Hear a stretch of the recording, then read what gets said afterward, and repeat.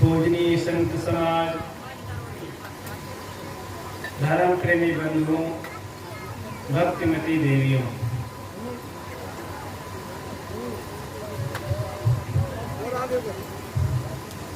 सदगुरु वचन सुनो हो संतों, मत लीजिए सिर भार। हो हुजूर ठाड़ कहत हो, अब तय संभर संभार। संत सम्राट सतगुरु कबीर साहब की बाणी है। वे कहते हैं, संतों गुरुजनों की वाणी को सुनो और संभलो और संभालो। सिर को बोझिल मत बनाओ, संसार के विषयों का भार मत लादो। मैं खड़ा होकर के कहता हूं कि आप हाजिर हुजूर हैं, आप स्वयं मालिक हैं, जिम्मेदार हैं, बस अपने को संभालो।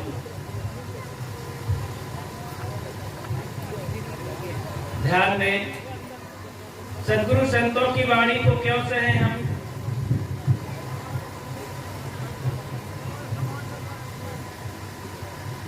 सदगुरु संतों की वाणी को हम क्यों सुने? क्या देते हैं हम हमें वे?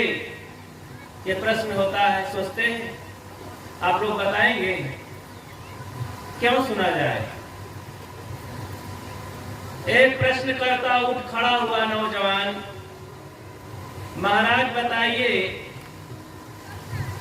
खेती करने से अन्न मिलता है, मजदूरी करने से पैसा मिलता है, नौकरी करने से पैसे मिलते हैं,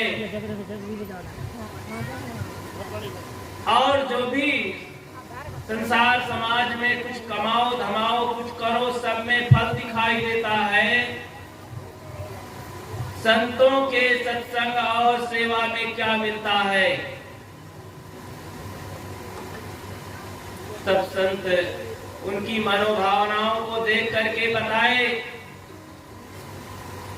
कि प्रिय बंधुओं, संतों से वो चीज मिलती है कि कोई विश्वविद्यालय, कॉलेज, यूनिवर्सिटी नहीं देती है। संसार समाज में बहुत सारी सभाएं होती हैं, वो सभाएं नहीं देती हैं। परिवार समाज नहीं देता है। संतों से वो चीज मिलती है जिससे जीवन सफल होता है, वो है जीवन जीने की कला। प्रश्नकर्ता नौजवान ने कहा कि महाराज, आप ये बहुत देने की बात करते हैं, तो हमें बताओ कि बच्चों के लिए क्या मिलता है। आप कहते हैं बच्चों को भी सत्संग में लाओ। अरे बच्चे पढ़े लिखेंगे तो आगे बढ़ेंगे, जिंदगी सुधरेगी। समाज के सभी लोगों की निगाह और सोच यही है कि बच्चों को पढ़ाओ लिखाओ और शिक्षित बना करके उन्हें उनकी जिंदगी को बढ़िया संवारो, सुधारो। पढ़ लिख करके कैसे सुधर रहे हैं बच्चे? जिन माता पिता ने अपने बच्चों के साथ सुंदर व्यवहार संस्कार नहीं दिया, वे पढ़ लिख करके ऐसे बदमाश बन जाते हैं बच्चे। शराबी, कबाबी और दुर्व्यसन में जिंदगी को ऐसा खपा देते हैं कि माता पिता तो अपना नाक छिपाए घूमते हैं कि हमारी नाक ही कट गई, अब मर्यादा इज्जत कैसे बचे? यही तो पढ़ाने का फल हुआ। इतना पढ़ाते पढ़ाते बढ़ा दिए कि माता पिता को पढ़ाने लगा, और फिर बुढ़ापे में वृद्धाश्रम में ले जाकर डाल देगा। अब कभी बोलने बताने का भी समय नहीं पाएगा। जिन बच्चों को संस्कार दिया गया, मजाल है, हिम्मत है कि वे कभी हाथ उठाएं माता पिता को, कभी कटु उठार कहें। ये संस्कार का कमाल है, पढ़ाई लिखाई का कमाल नहीं है। पढ़ाई लिखाई से चार चीजें मिलती हैं: पद, पैसा, प्रतिष्ठा और अच्छी शादी। पढ़ लिख लेने से, जिसने अपने बच्चों को अच्छा पढ़ा लिखा दिया तो एक अच्छा पद मिल जाएगा, मतलब डॉक्टर, मास्टर, कलेक्टर बन जाएंगे और समाज में प्रतिष्ठा हो जाएगी कि बहुत बड़े आ गए अधिकारी महोदय, जरा उनके लिए सीट रूट खाली करो, व्यवस्था करो, सब लोग खड़े होकर के ताली बजा दो, स्वागत करो, तो प्रतिष्ठा मिल जाएगी और उनके पास पैसा रहेगा। पैसा से वे अच्छी कार लाएंगे, अच्छी बिल्डिंग बनाएंगे और भी व्यवस्था करेंगे। पैसे के बल पर लोगों को डरवा धमका सकते हैं और फिर अच्छी शादी, जब पैसा होगा, पद होगा, तब ना एक बहुत धनी घराने की लड़की आएगी ना, और भी करोड़ों रुपए खर्च करके आप डीजे बजवा करके कई गांव में निमंत्रण बांट करके हल्ला हो हल्ला करके शादी करेंगे, एक लड़की आ जाएगी।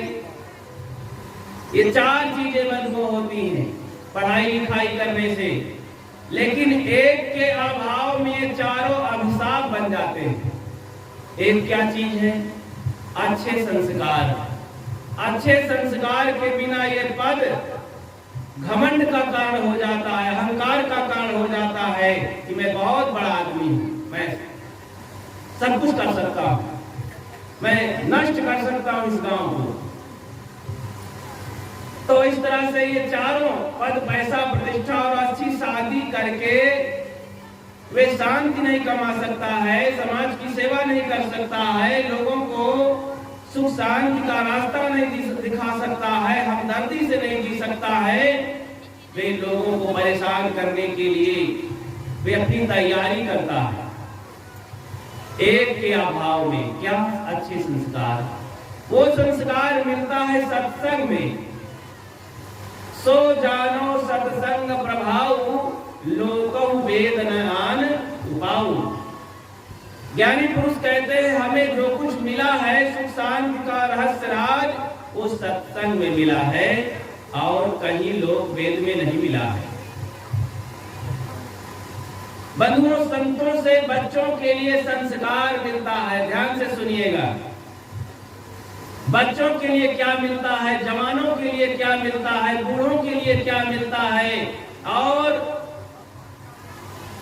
नारियों के लिए क्या मिलता है संतों के पास, जरा बताइए महाराज जी।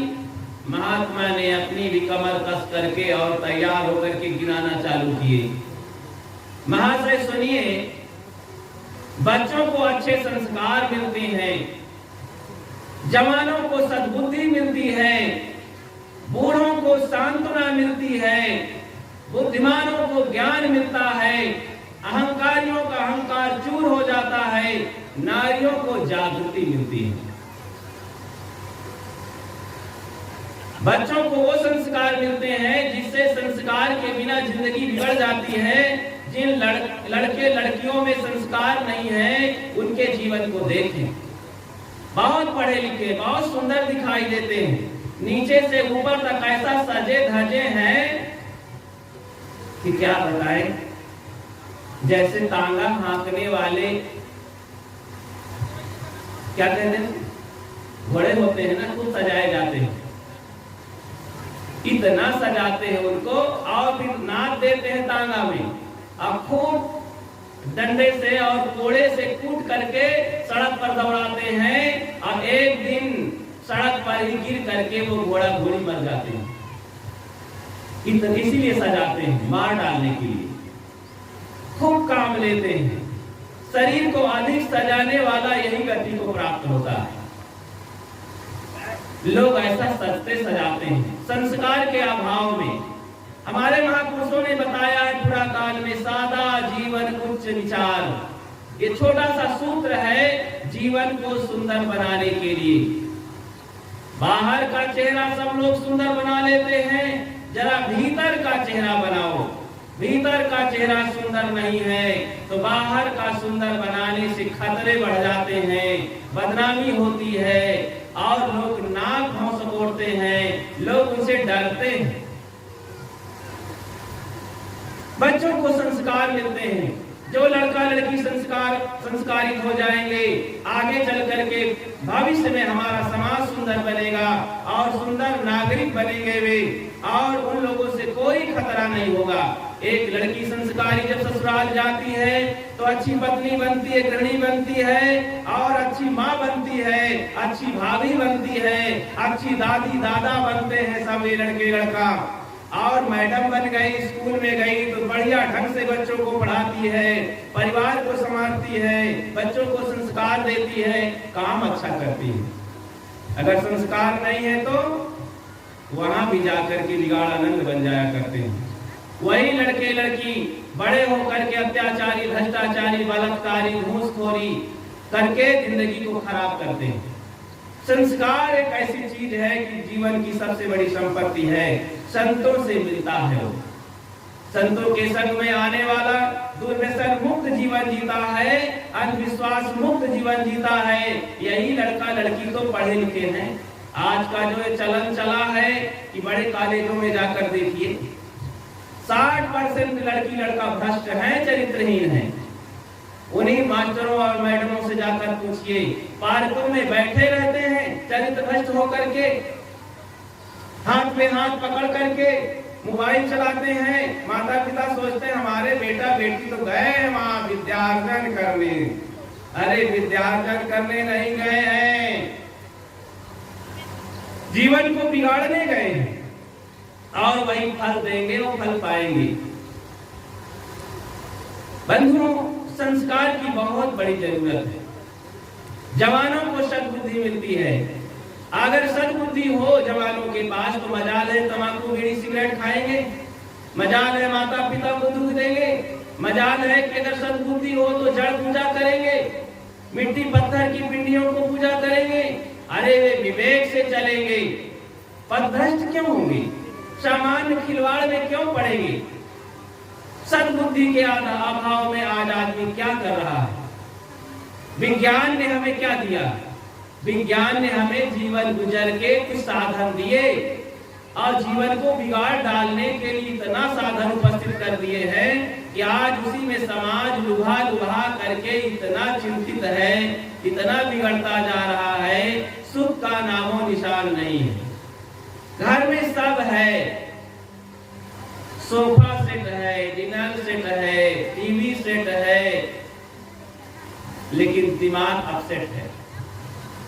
सारी चीजों को सेट करने के चक्कर में दिमाग ही अपसेट हो गया है। दिमाग सेट करने की जरूरत है, वो होता है सत्संग में।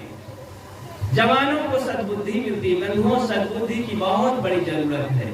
जब बुद्धि बिगड़ जाती है, दुर्बुद्धि में बदल जाती है। आज दुर्बुद्धि वाला ही आदमी चारों तरफ दुख भोग रहा है और दुख दे रहा है। जब सद्बुद्धि होती है तो इन्हीं हाथों से सेवा करके यश कीर्ति को प्राप्त करता है आदमी। जब दुर्बुद्धि होती है, इन्हीं हाथों से अत्याचार भ्रष्टाचार करके बलात्कार करके आदमी अपकीर्ति को प्राप्त करता है, अपयश को प्राप्त होता है। महात्मा जी ने बताया कि बूढ़ों को सांत्वना मिलती है। आज बूढ़ों की दशा देखिए बंधुओं, शहरों में चले जाइए, शाम को आप पार्कों में चले जाइए, 10-5 बूढ़े मिल जाएंगे, अपनी दुर्दशा आपस में कहते हुए आंसू बहाते हुए मिलेंगे। बुढ़िया बेचारी तो ज्यादा जा नहीं पाती है पार्क में घूमने, बूढ़े लोग चले जाते हैं, जा करके वहां तंबाकू घिसते हैं और एक दूसरे की तरफ निहार करके कहते हैं, कहो भाई, अरे मत पूछो, हमारे बेटा तो ऐसे है, घर में कोई नहीं है, एक लोटा पानी देने वाला नहीं है, अरे कपड़े 5 दिन से 10 दिन से धुले नहीं है, अब कल ही बाथरूम में गिर गए थे, बड़ी मुश्किल से उठे, उसी में गंदगी में लिपट करके बुढ़िया बेचारी रोने लगी, घसीट करके हमको बाहर निकाली, कह के रोने लगी। कोई नहीं है महाराज, कोई नहीं है भाई साहब। तंबाकू खा करके रोज होकर के फिर चले जाते हैं 1 घंटा में घर की ओर। घर में कोई पूछने वाला नहीं है, पिताजी दादाजी कैसी तबीयत है, क्या हाल है, कोई दवाई लाने वाला नहीं है, कोई बना के देने वाला नहीं भोजन। बड़ी दुर्दशा है, सब अपने अपने काम में लगे हैं, किसी को छुट्टी कहाँ है। अरे बूढ़ों को संतों के पास आने से बड़ी शांतता मिलती है। संत समझा देते हैं कि बूढ़े बाबा 70 साल की जिंदगी निकल गई है, 10-5 और बची है, काहे कोई बेटी बेटे नाती पोतों में लगे हो।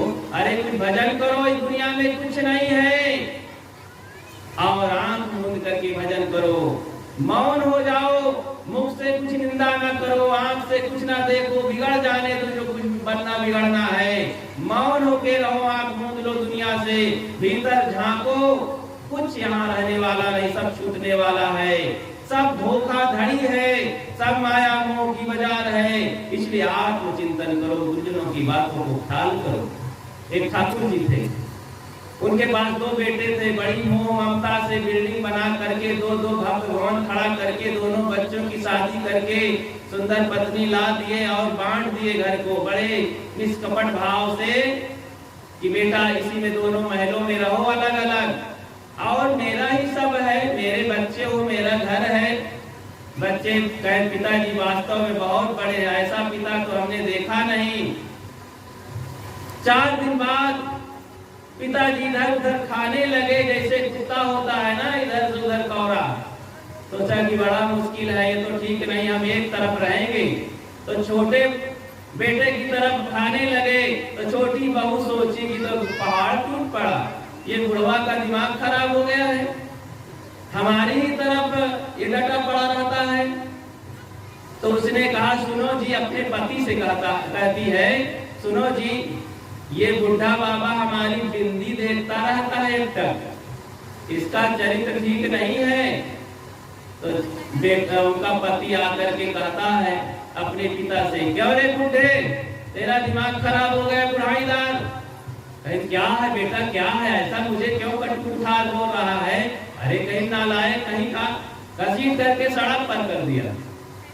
उसने कहा अरे भैया बचाओ बचाओ, भीड़ पड़ा, फिर जाने लगा घर, और उस बेटे ने घसीट करके 2-4 लठ मारा और सड़क पर कर दिया। अब बूढ़े बाबा लाचार हो गए, सोचे बड़कवा की तरफ चले। तो बड़ा बेटा पहले से होशियार रहा कि ये धोखा नहीं खाना, अरे उधर ये हाल हुई तो हमारी तरफ कैसे करेगा। उसने कहा चुपचाप पिताजी उधर रहो, अब इधर बवाल मत करो, झंझट मत करो। सड़क पर बैठा बेचारा रो रहा था, ठाकुर साहब की ठकुराई चली गई। अब इतने में क्या हुआ कि महात्मा जी आ गए उधर से, प्रौढ़ विद्वान महात्मा ज्ञानी, उनका चरण पकड़ करके ठाकुर जी रोने लगे, महाराज जी, स्वामी जी, संकट काटिए, दया करिए, बड़ी दुर्दशा हमारे बच्चों ने कर दिया। महात्मा जी को दया आई, ठाकुर साहब क्या बात है बताए कि मेरे बेटों ने ऐसा ऐसा मुझे मारा पीटा, मैं ही सब कुछ इनको बनाया। महाराज जी के पास एक ही विकल्प था, उन्होंने कहा कि ठाकुर जी और तो कुछ मेरे पास साधन नहीं है कि चलो तुम्हारे बेटे को समझाऊं, तुम मेरे साथ चलो मेरी कुटिया में, अब मेरे साथ रहो, जहां हम रहेंगे, खाएंगे, खिलाएंगे आपको भी। ठाकुर जी खड़े हो गए, अपनी मोछ में ताव दिए और कहेंगे महाराज ये हिम्मत कैसे हुई ऐसे बोलने की, मैं तुम्हारे साथ चलूं, घर घर गांव गांव भिक्षा करूं? अरे मेरे बच्चे हैं, मुझे मारे हैं, मेरा घर है, सब कुछ है, मेरे क्या कमी है? आपने मुझे भिखारी बना डालने के लिए सोचा है? जाइए अपनी साधना भजन करिए, हमारे चक्कर में मत पड़िए। महाराज जी ने कहा धन्य है मोह की महिमा। ठाकुर जी 100 जूता खाए तमाशा घुस के देते, इतनी दुर्दशा भोग रहे हैं, फिर भी माया मोह कम नहीं हुई है। जो भजन नहीं करते हैं ऐसे ही पीटे जाते हैं, इसलिए भजन की बहुत बड़ी जरूरत है। एक आदमी गधा और कुत्ता दोनों पाले थे। एक दिन की बात, घर में चोर आ गए मालिक के यहाँ, और मालिक 12 बजे रात के सो रहा था। चोर दीवार से सेध करके और धन से काटने लगे। तो गधा कहता है कुत्ता से कि अरे कुत्ता भैया जरा जोर से भौंक तो मालिक जग जाए और चोर भाग जाए, नहीं मालिक को लूट लेंगे। कुत्ता कहता है नहीं नहीं, मालिक ने मुझे भोजन नहीं दिया, मैं नहीं बोलूंगा। गधा ने कहा नहीं नहीं, समय पड़ने पर पेट नहीं दिखाया जाता, कर्म किया जाता है। कुत्ते ने कहा ना, भूखे भजन न होए गोपाला, मैं बिना खाए ड्यूटी नहीं करता हूं। गधे ने सोचा कि हमारा मालिक है, हमारे मालिक का धन है, मेरे पीठ पर ये लाद लाद करके धन कमाया है, आज चोर लूट ले जाएंगे तो कल मालिक रोएगा, ठीक नहीं, मैं ही दया करूं। तो 12 बजे रात के और गधा अपना कान को खड़ा किया और जोर से ढींचो ढींचो रेखने लगा। तब मालिक उठाया और डंडा उठाया 3 हाथ का और गधे को 5-10 डंडे लगाया। बेवकूफ कहीं का, रात को नींद भंग कर दिया। और जाकर के मालिक क्रोध में फिर बिस्तर पर सो गया। उसे पता ही नहीं कि कोई चोर आया है। चोर अपना लूट लाट करके और ले गए। जब चले गए, वातावरण शांत हुआ, गधे को 10 डंडे बैठ गए थे पीठ पर, वो भी अपना बेचारा करा रहा था। तो कुत्ता कहता है कैसे मजा मिली?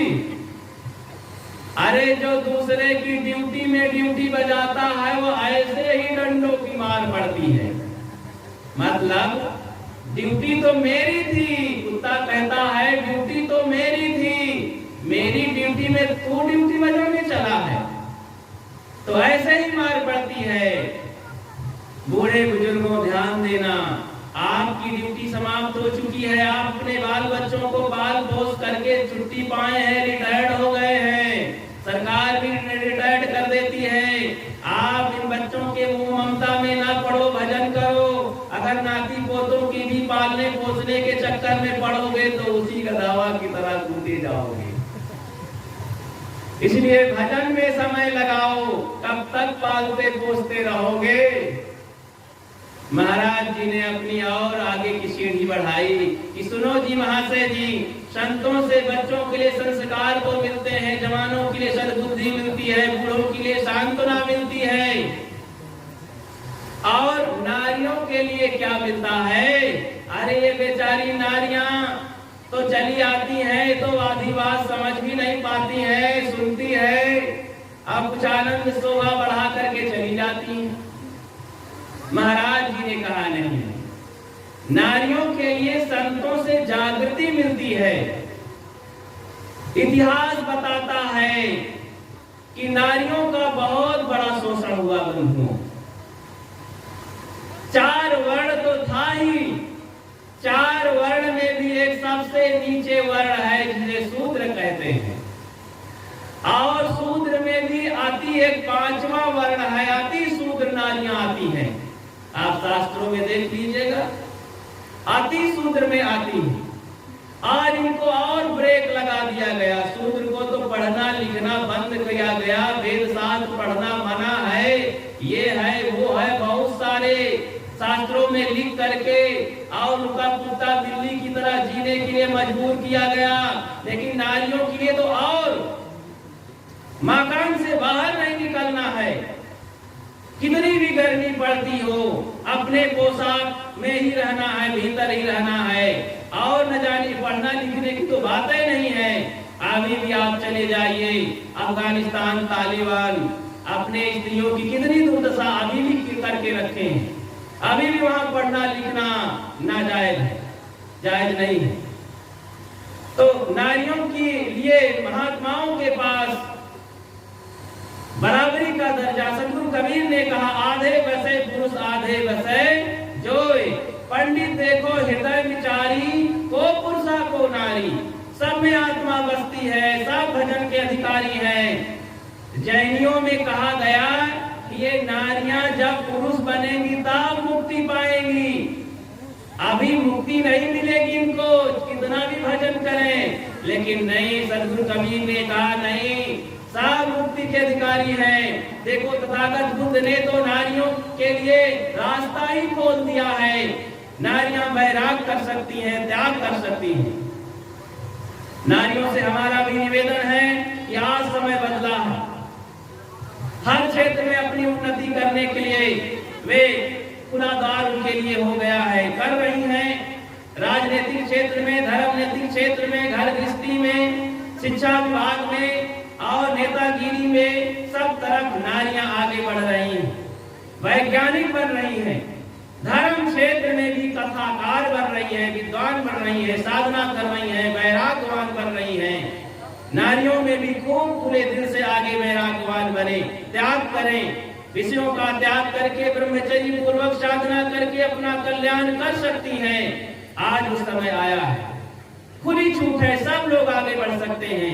भाइयों से मेरा निवेदन है, अपने घर में कोई माँ बहन बेटी अगर ऐसा तैयार है तो पैर पकड़ के खींचे ना और प्रोत्साहित करें, सहारा दें, वैराग त्याग करने के लिए नारियां भी आगे बढ़ें, अपनी माँ बहनों को जगाने के लिए हिम्मत करें। कब तक ये बंधनों में बंद करके जिएगी, कब तक आखिर चूल्हा फूकती रहेंगी और तमाम ये घर गृहस्थी के जाल में फंसकर जीती रहेंगी।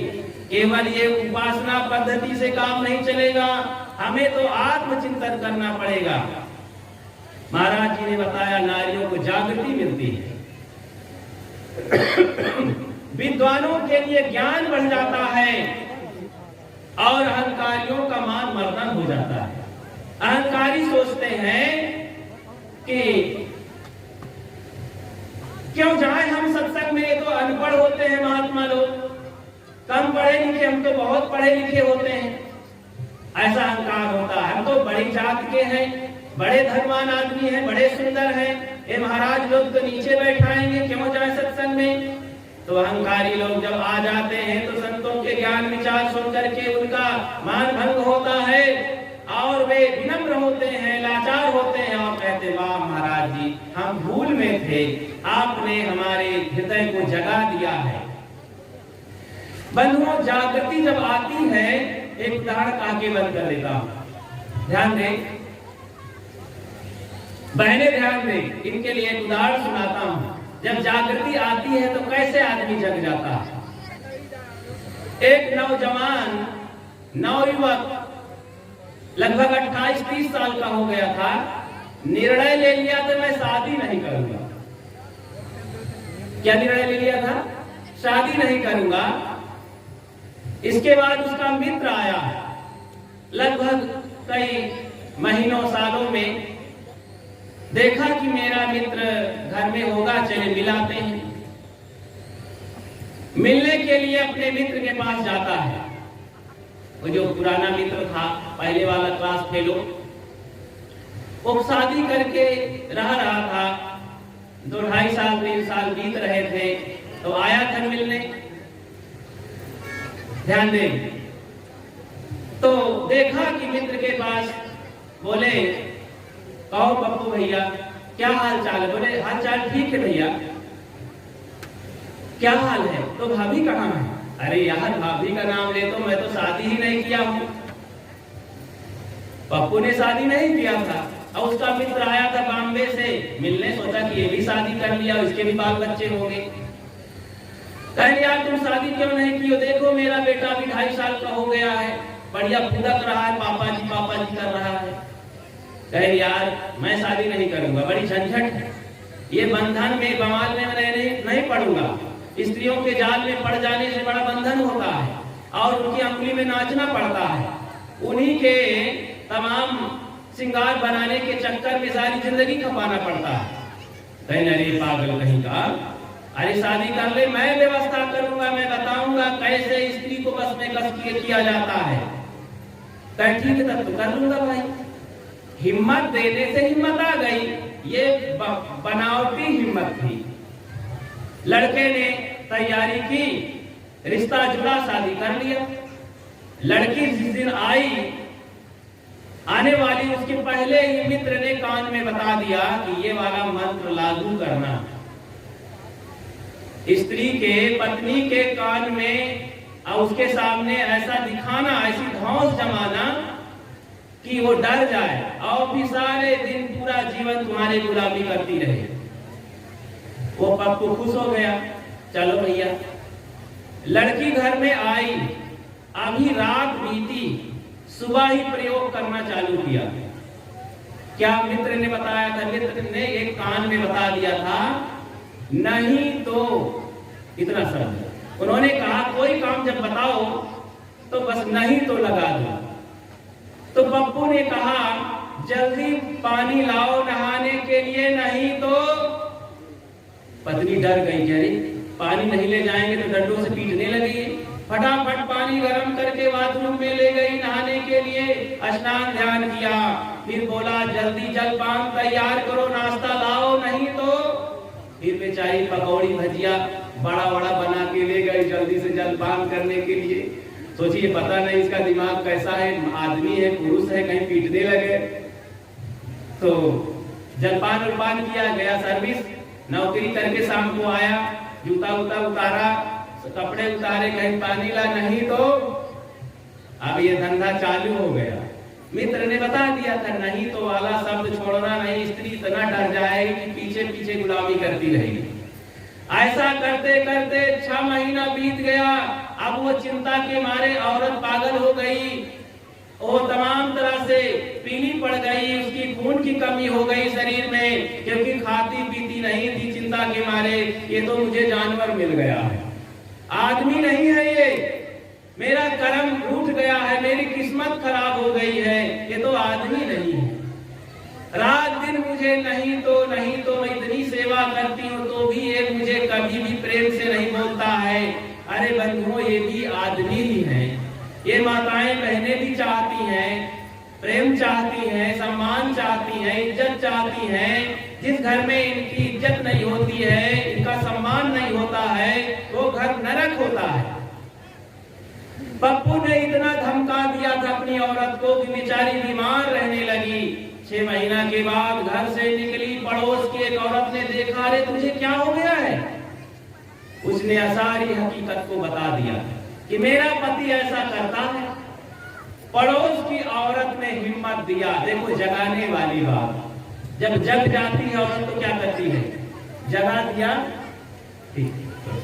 जगा दिया तो बोले तू जानती नहीं वो पागल है, बुद्धू है, जा पूछ लेना कि नहीं तो क्या करोगे। और कस के पावर भर दिया।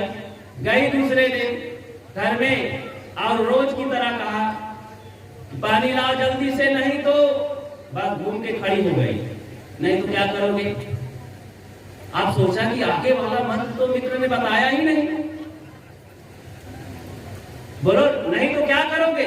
पानी नहीं लाऊंगी तो क्या करोगे?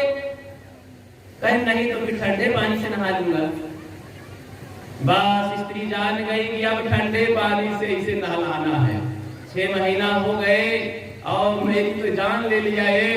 इसी तरह डरवा धमका करके, तो डरवा धमका करके ही अनादिकाल से, ये कहो सदियों से, नारियों को, समाज के कुछ लोगों को इतना धौंस जमा दिया गया, इतना भ्रमित कर दिया गया, इतना डरवा दिया गया कि जीवन ही हराम हो गया, जीना हराम हो गया, कितना पिछड़ गया समाज। तो नारियों को जागृति मिलती है। आज सबको जगने के लिए, जगने की जरूरत है। जो जागल सो भागल हो रमैया राम, सोवत गैल बिगोय हो रमैया राम। इसलिए सदगुरु कहते हैं, संतों की बातों को सुनो, जागो और जगाओ।